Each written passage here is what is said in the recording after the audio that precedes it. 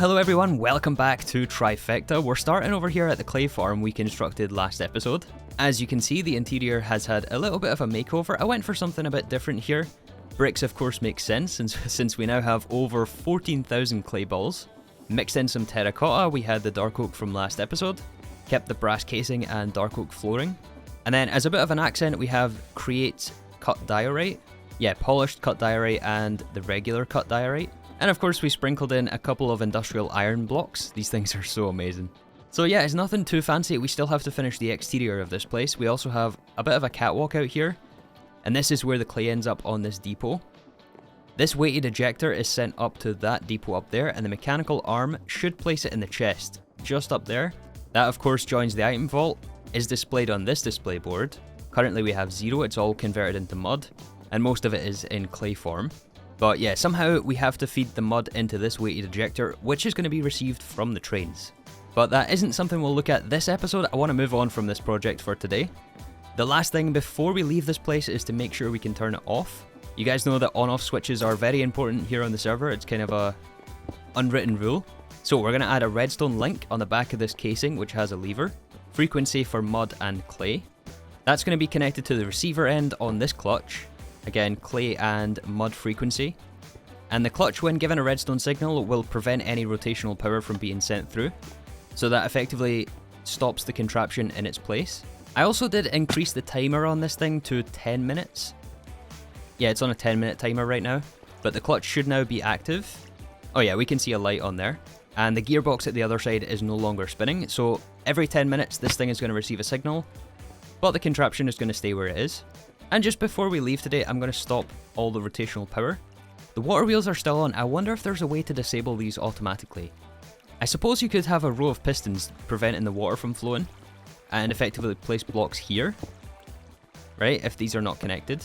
Unfortunately, we do not have enough material for 60 sticky pistons, which is, I think, how many water wheels we have here. I know, it's a bit overkill, but hey. So yeah, for today, we're done with this project. It still needs a little bit of cleanup on the outside.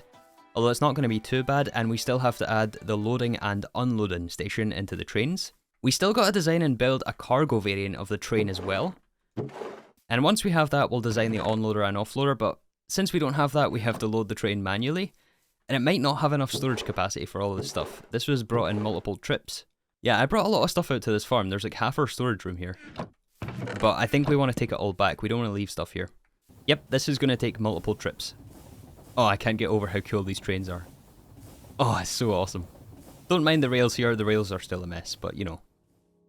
Awesome, so we're back here at Penrose Station. No, wait, Penrose Central. Actually, let's quickly hop over to Lash Mac's base. I really love what he's done with the place here. He's definitely developed his own style. But yeah, I did mention briefly last episode that we have to get some farms on the go. And over here is an example of some farms we are going to avoid. Not because there's anything wrong with farming this way, in fact it's probably the most efficient way to go. In the sense that, you know, you have multiple seeds per crop type, so multiple rice seeds, multiple netherwort, multiple potato, and you let them grow passively. Just for a fun challenge, we are going to do the opposite, where we are going to attempt to limit ourselves to one crop seed per type, meaning that, for example, we can only have one wheat seed planted at any given time, and we'll rely on the fact that we can use bone meal to pretty much insta-grow crops. And for some extra challenge, I want to try to apply the same thing for tree farming.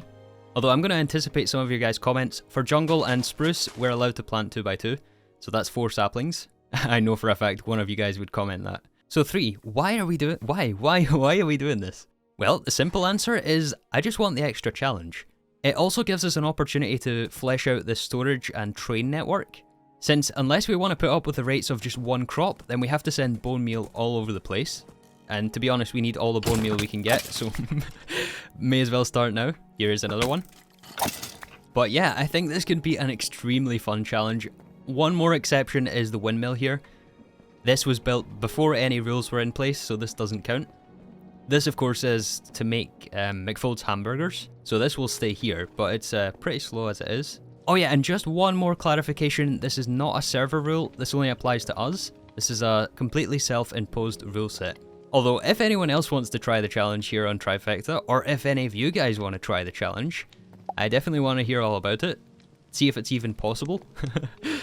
I don't know if I'm ready for this, to be honest, but bring it on. But yes, from now on, those are the rules. 1 seed per crop type, and 1 sapling per tree type. Oh yeah, and this farm here is in a temporary location. It's going to get removed and not replaced. So with that established, the very first step here is to get our hands on a crazy amount of bone meal, and this will be to fuel all the farms. So naturally, we're going to build a bone meal farm, and it has been 8 hours since the last cut. Oh yeah, I have been on the grind. And I'm going to tell you all about it very, very soon. But for now, I ask that you guys just trust me. Those 8 hours were not just material collection and crafting. I also was developing a very elaborate plan here for the side of this mountain, in case you were wondering where we are. I just extended the tunnel that we dug last episode for the rail, off to the left here, and it goes underneath this mountain. I also have 4 coordinates written down which we have to get to right now. The first 2 I've already dug, the next one is -559, -197. I've been looking at coordinates for like the past 2 hours already. This is crazy. Yeah, right here, -559, -197. We have to dig down to y -67. So there's a very specific reason why we're going to these coordinates. And I spent a very long time making sure this all lines up. You guys are going to see in the next few episodes. Y67, I believe there's lava above here. We're going to run into lava here. Yep, there we are. But we have the suit on, right? Yeah, we have our netherite diving suit. Let's just cover this up. 67 should be right here. And the final one is -512, -197 right here.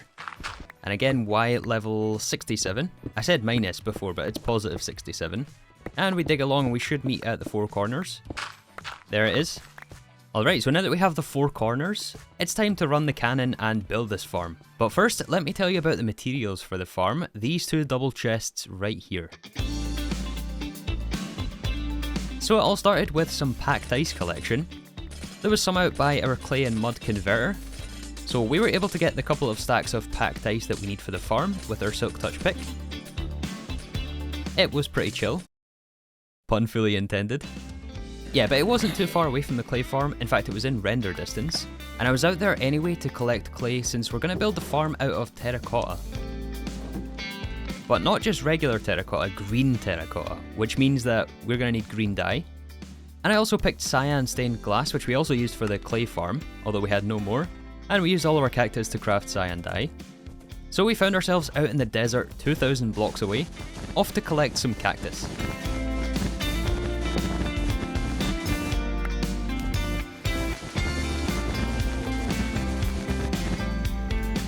And with the cactus collected, that was the green terracotta.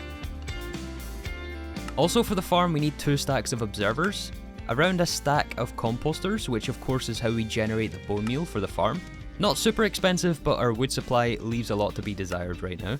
We also crafted up some rail and dispensers. In addition, we needed around 3 stacks of hoppers. Oh my goodness, so many hoppers. Thank goodness for the iron farm.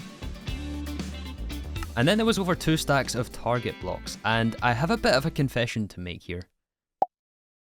Yeah, I may or may not have made some illegal farms. That looks like more than 1 seed planted to me, right? But it's necessary. Cut me some slack. We haven't even started this. Well, we have started this challenge, but we need the bone meal to create the other crops.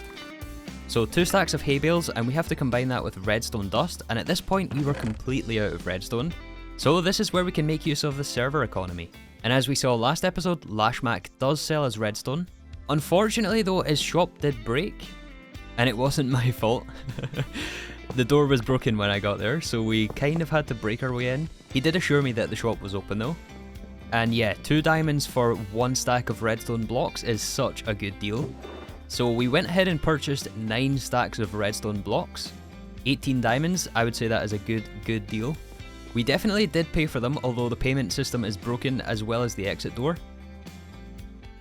Dear customer, please do not come back. So it was nice doing business with you, Lash, but your customer service could use some improvement. No, but purchasing those 9 stacks of redstone blocks saved us so much time. And then yeah, the redstone allowed us to craft the target blocks using the hay bales. And then we needed 242 pistons. 178 of them have to be sticky pistons. And as I stated at the beginning of the episode, we do not have that much slime. Fortunately though, I remembered about the recipe added by Create. Dough plus lime dye can give you a slime ball. So we made use of our totally illegal farms again. Washed the wheat into dough and used the green dye to craft lime dye, which was enough to give us the sticky pistons. And that was the story of about 4 hours, just over 4 hours of material collection. The other time was spent designing this thing and placing it here in the world with the coordinates, and designing some of the other systems we're going to build today. But yeah, without any further... Oh, Lash Mac is online. I'll have to ask him about the shop.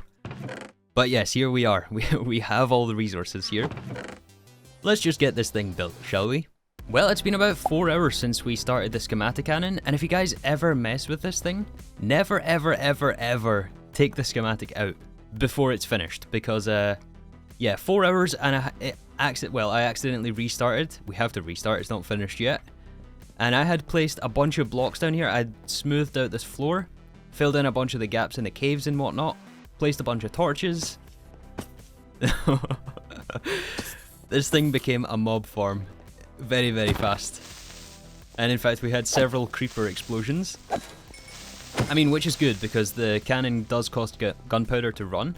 Oh yeah, and also none of the redstone has been placed. Yeah, look at this. All the repeaters, the redstone dust, and the torches still here. Oh my goodness, guys, it actually is placing the redstone. Look at this. I guess it doesn't last. Look. Oh yeah, you can hear some pistons firing. It's placing torches somewhere. Oh my goodness, that is such a relief. But yeah, there's still a lot to do here manually.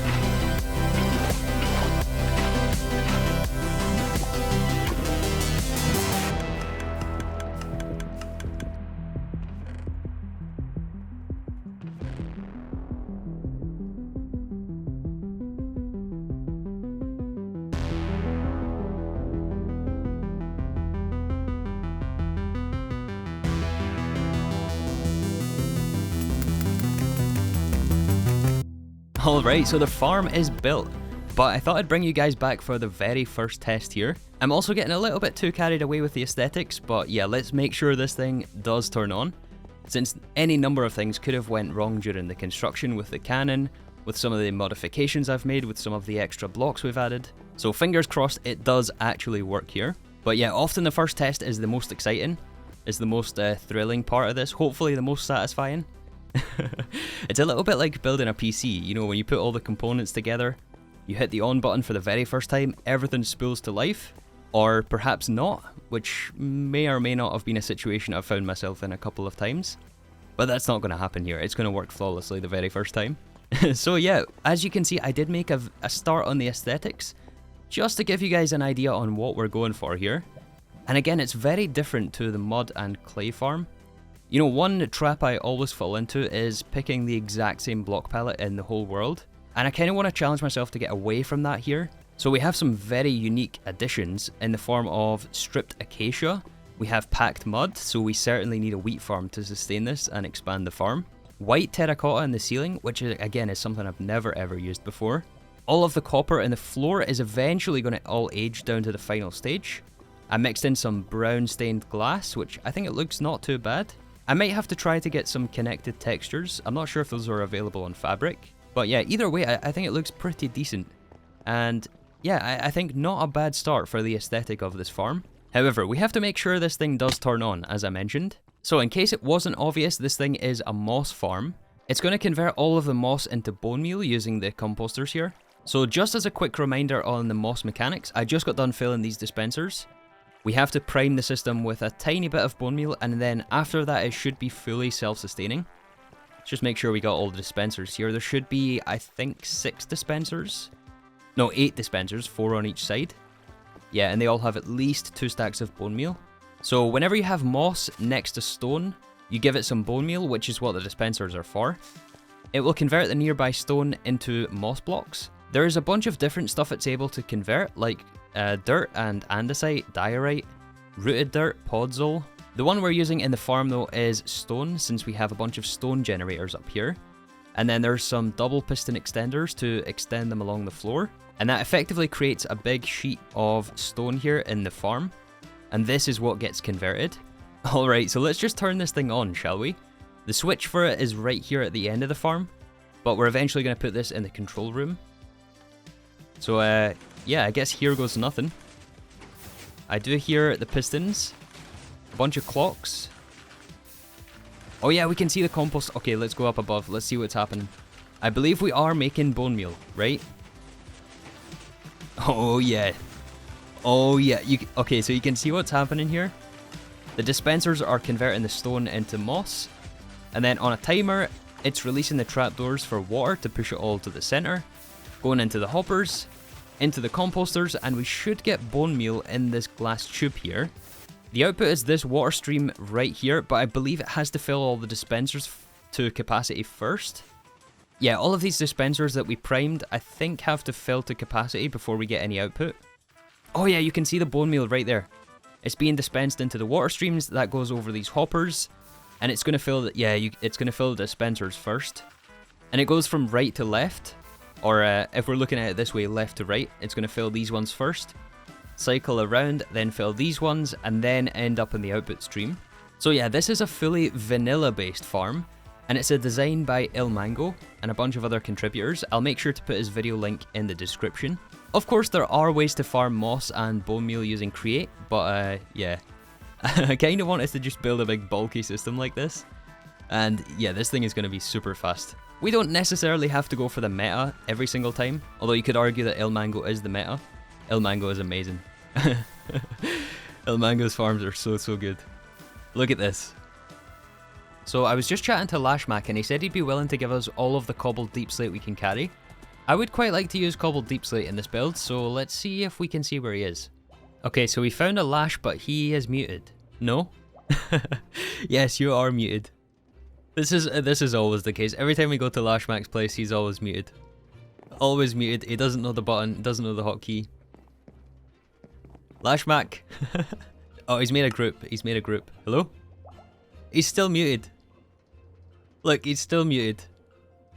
Ah, yes. Finally. Hello, Lash. I have been pressing all the buttons on my stupid keyboard. I don't know how big my vault is, but whatever it is, it's full. Is it filled by hopper, or is it filled by chute? Unfortunately by a hopper, but I have a solution. Perfect. Do you have a separate brass tunnel? Or funnel? We should be able to extract faster than this, right? Yes, I can bring one. Wait. Okay, I'll keep it's filling. upstairs. Is there a limit Yes, on yes. how much I'm allowed to take here, or just all of it? As much as you can. Okay, perfect. I'm just gonna fill all these sacks then. So much deep slate. Yeah. So much deep slate. Yeah, I know. How do we carry them? I need my ender chest. Where are you? Back down below. Ah. I'm just gonna grab those sacks. Do you have one inventory slot? I should do, yeah. Yes. There you go. This is yours. Oh, what is it? Soul Speed 3. Yes. Can you remind me which blocks this works on? Does it work on soul Soul- soil? Yeah. Soul sand and soul soil. Perfect. Both of them. My tracks are actually built on soul soil, so this this might come in pretty handy. Exactly, because Cool Cat also did the same with our tunnel. Oh, I kind of want to see that if you've got a second to show me around. Of course I have a second. I have millions of seconds. Oh, you took all the sacks. Well, you can do whatever you want. I have a beacon, so we're going to be super fast anyways. Okay, I'll leave the horse here. Let's go.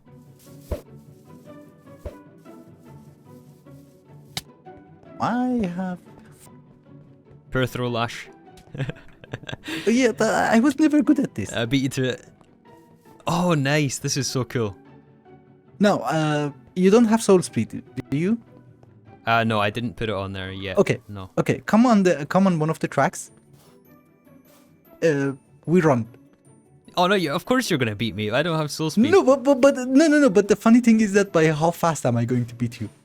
Okay. Just it's going to be really funny because I was almost catching up to his train. Well, to the other side, or okay, let's go. I get a head No, start. just to the bridge. I get a head start. This is crazy.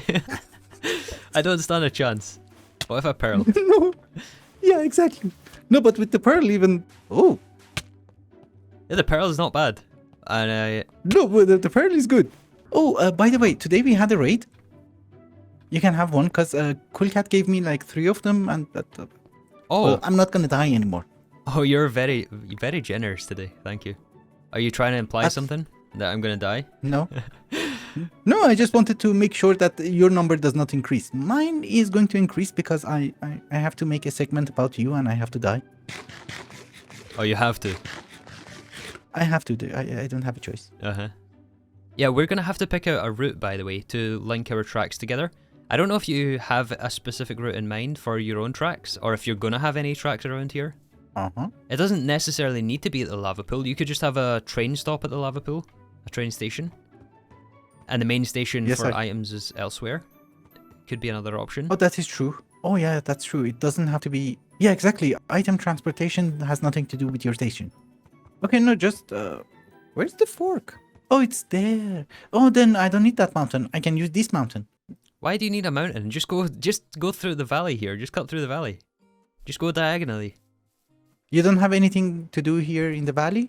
I just wanted to hide things so that if you want to do something, it's not like in your face. No, we don't need to hide it. We display our tracks. We need to be... You wanted to make an impression, right? Wasn't that your whole thing last episode? You wanted to make an impression? Well...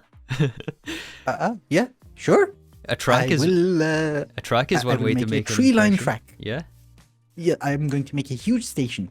Perfect. Whose station? Then we are in agreement. Whose station is going to be bigger? Penrose Central or... yours. Probably yours is... it's already bigger than what I had in mind. What do you have a name for it yet? For your station? Yes. Lash Mac. Lash Mac. I like it.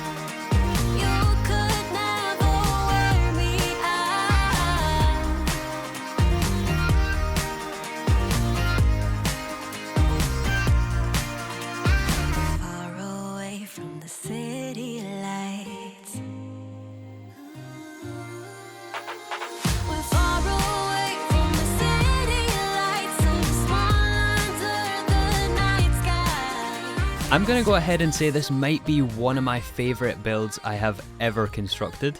I'm not gonna lie though, it did take me a very long time to put this together.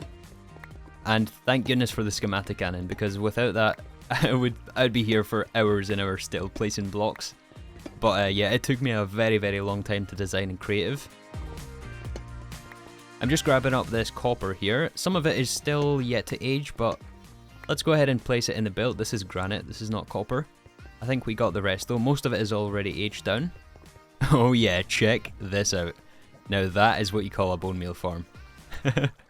You guys can tell me if I went a little bit too overboard with this. I'd love to hear what you think about this build in the comments. Yeah, very, very different, and I did decide to get rid of the acacia after all. Instead we have stripped jungle logs. I did keep the packed mud here, which I think works very well. Let's lay down this copper. Here I guess is the last place. We're too short. Oh, they're here. They're in my inventory. Yeah, what do you guys think? This is green terracotta, regular terracotta, white terracotta, and light blue terracotta. So, very, very colourful build right here, and honestly, I'm very pleased with it. Very, very happy with it. So yeah, I'll be honest with you guys, it did take me a very long time, and I cut out a massive segment of this video. You might have spotted earlier on we had some glass tubes going across here. The original plan was to send the bone meal from the farm, which is this glass tube. It still remains here. It was originally going to cut across the ceiling here and we could view it, taking its path along to the right. And I was going to put a storage and control room in here.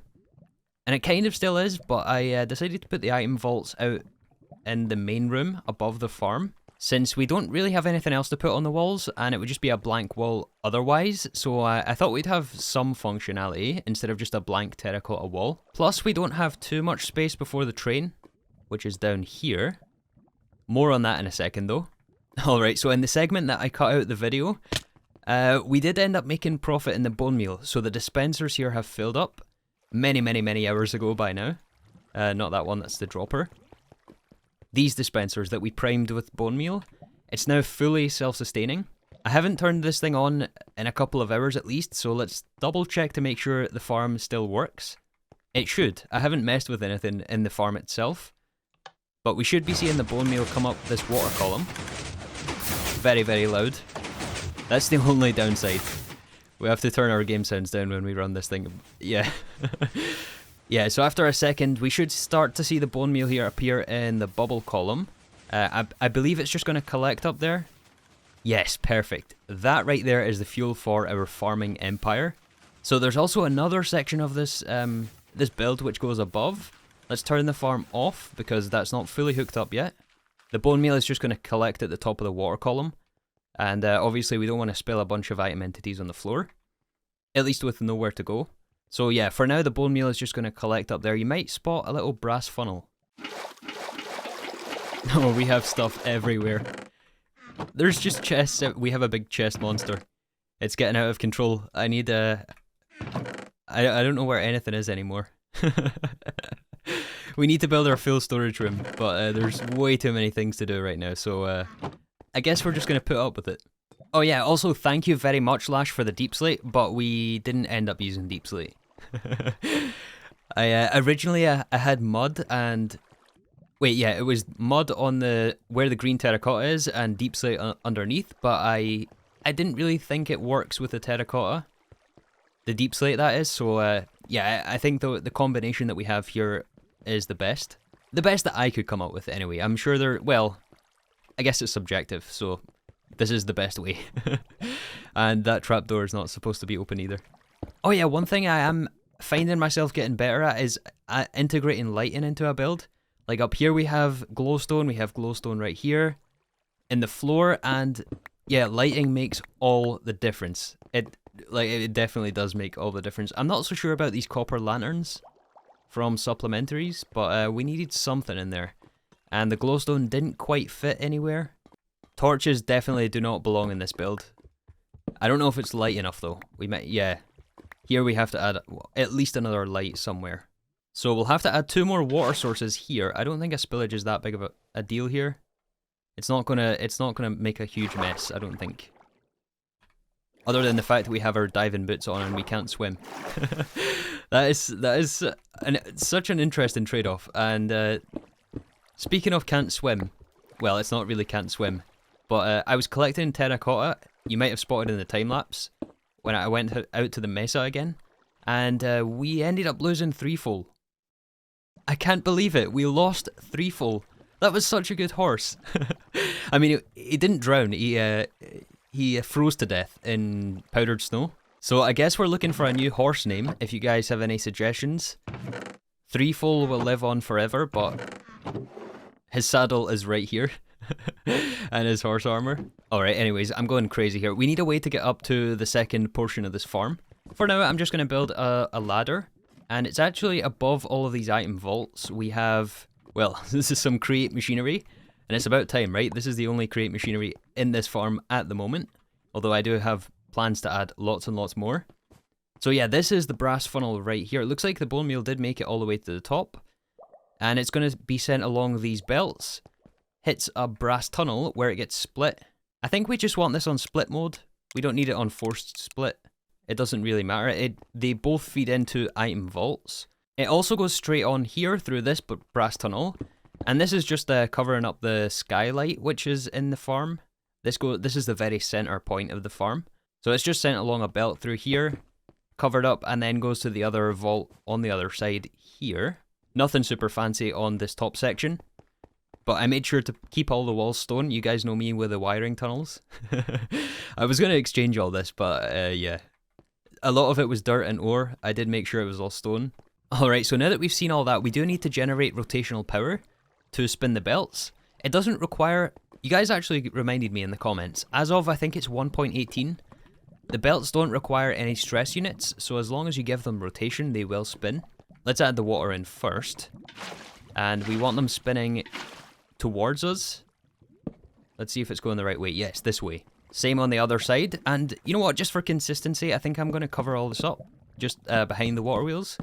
It's not like you're ever going to see this, but it makes it a lot cleaner, I think. Maybe just in the tiny gap in the water wheel. Is there even a tiny gap in the water wheel? I don't think there is. Not in the large one. So no one's ever going to see that. Let's add our water in here. And the water wheels. There is also gearboxes. And if we done everything correctly, it should... Uh-oh. Oh no, that's right. Yeah. It's this one as the input. It took me ages to find it in the chest, but this is going to go into a rotation speed controller. And I recently found out yesterday that you can spin the rotation speed controller. I bet a lot of you guys didn't know this, but you can have the input and the output on the same side just by hitting it with a wrench. Wait, can't you? Can't you wrench this? Is it the bottom side? Yeah, there we go. Look at this. You can have the input and the output face the same direction. I thought for the longest time you had to have it like this. Inputs into one side and then outputs at 90 degrees. But no, apparently you can spin it round and have it on the same side. So yeah, if we connect this up, that is going to go to this gearbox, and there's a vertical gearbox that connects to a shaft above. I'm not sure exactly what RPM we can afford right now. It kind of depends on what all we have connected. But yeah, this goes across the middle of the farm through these girders, which are capable of taking the shafts all the way through. Goes to the other side where the item vaults are, and yes, these ones are also spinning. There is a gearbox here to separate the rotation, and then it goes to either side. The display boards are now spinning, apparently with not enough speed. Yeah, display boards are spinning, and we also have some belts out here, which are also spinning. Perfect, that one is going the right way. We want to go outwards. This one is going the wrong way, so this one will have to get turned around. But yeah, these two belts, in case it wasn't obvious, is going to be our bone meal output from the vault. And that is going to be sent into the trains. Do you guys remember those coordinates from the beginning of the video? Y67, which is where we're standing right now. Y67, where the track is. Well, Y67 just happens to be the same level as the platform here at Penrose Central. It says 69, but it's because we're in the train. So that should make for a very, very smooth journey for the cargo train, which is going to come through here. It is not going to be the 3-line express. We'll have to design a specific train. And it's going to pull up to this station through here. Stop just about where the moss is. And yeah, ready to be fed by the belts. So we haven't really looked at train loading too much. And so I'm not sure 100% if it's possible to load from the top side. Although I don't see why it wouldn't be possible. I guess it depends how you design the train itself. And this location isn't just going to be a bone meal farm either. But more on that in a future episode. For now, it definitely is just going to be a bone meal farm. Let's also head back up here and make sure all of these belts are spinning. It doesn't look like they are. What would be the cleanest way to do that? I guess from here? From this gearbox?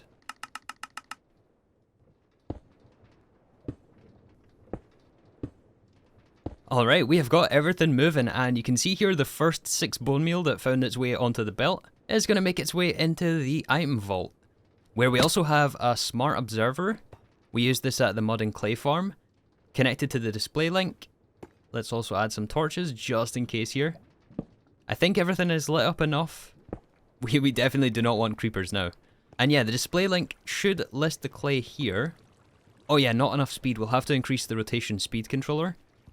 I think we have quite a lot of headroom because each of these, remember, is 512 SU. And currently we're not consuming any SU because the belts don't consume any, and that's really the only thing we have connected. At least for now anyway. So I guess we can go up to 256. And yeah, you can see here we have 6 oh no, it's cut off. Oh, why can't you adjust the spacing? Is there any way to adjust the spacing? Let me know. I guess this is a Bonemeal farm. Yeah, let's turn on the Bonemeal farm one more time, just to make sure everything works again. Now this is the real test. We should start to see Bonemeal. Well, we can't really see it on the belt. That's kind of the reason I wanted to put it in glass so we could view it going across here. Unfortunately, you can't view the contents of a belt from underneath. Anyways, yeah, the farm is still working here. I did manage to break this once, but I know now why it broke. I basically flicked the lever accidentally on and off really quick, and that basically messed with the pistons, and we had cobblestone, and cobblestone does not convert into moss, so when that happens you have to break the cobblestone manually and reset the farm. So we might have to add some safety controls when we hook up the control panel. Still haven't decided exactly where the lever is going to go. I guess it makes sense on this wall since there's nothing here, although I was planning on adding an elevator into this, and we have brand new elevators in this version of Create. I know a lot of you guys have suggested in the comments, but yes, we are going to implement one right here using the elevator pulley, and that is going to send us from the surface down to the farm. So there's currently 2 locations which are, well, potential locations for the elevator. It's either here, but maybe the on-off switch is going to be better there, or potentially it's on the other side of the train and we build like a little catwalk out here. That could be pretty cool. I guess it depends where it lines up on the entrance point. I do have a spot marked out in the coordinates I marked earlier on, but we'll see if things line up with the elevator there. But yeah, as you can see, the vaults are now filling up. 210 bone meal, and we should have about equal in each one. Yeah, 223. It's pretty equal. Awesome, I am very happy with this. But yeah, we're going to have to add some controls for when the vaults fill up. That should be a very easy thing to do though with a content observer. No, the threshold switch. Yeah, this thing, whenever the vaults fill, we want the farm to turn off. And probably whenever they're low enough, we want the farm to turn on. But yeah, we want that safety control so that it can't just flip on and off non-stop. Although I guess that's kind of built in with the threshold switch, right?